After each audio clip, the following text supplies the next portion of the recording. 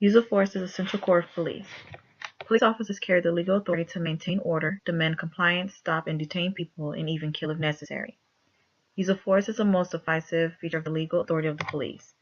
Per Bittner, the use of force can be justified in two ways. One, self-defense. People can use force to defend themselves if they are in danger. Two, police power.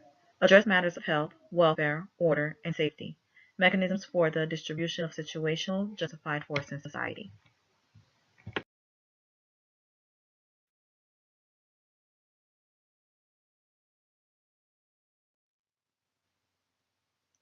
Force or coercion occurs any time the police require citizens to act in a way. Police use of force and its justification are determined by two factors: formal training and local police cultures. Formal training, which is based on state law, local department regulations, and due process constraints. Local police cultures, which represent understandings of police territorial responsibilities, danger, and the control of unpredictable situations.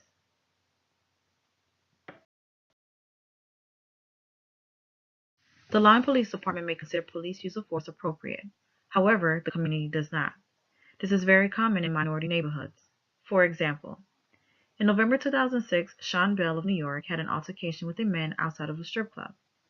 An undercover cop overheard part of the conversation and suspected Bell and his friends were returning to their car to retrieve a gun. The detectives tried to stop Bell. However, he tried to leave in his car. The detectives assumed one of the passengers were reaching for a gun and opened fire. 50 shots were fired, and Bell was shot 4 times, thus he died in a car.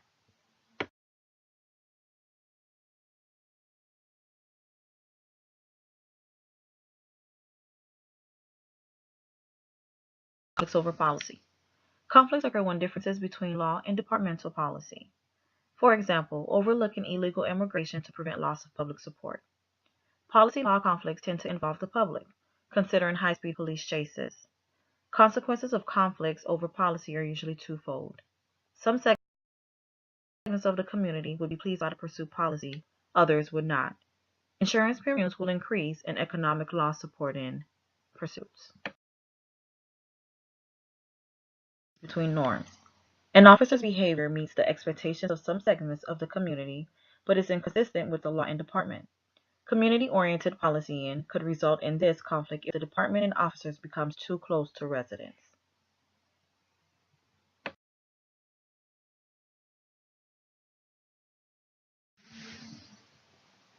Excessive force can be defined as violence of a degree that is more than justified to affect a legitimate police function.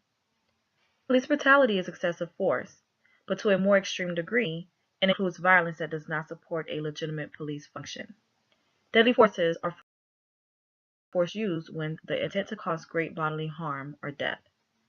Three categories are required to determine the extent of the use of deadly force. Category 1, death.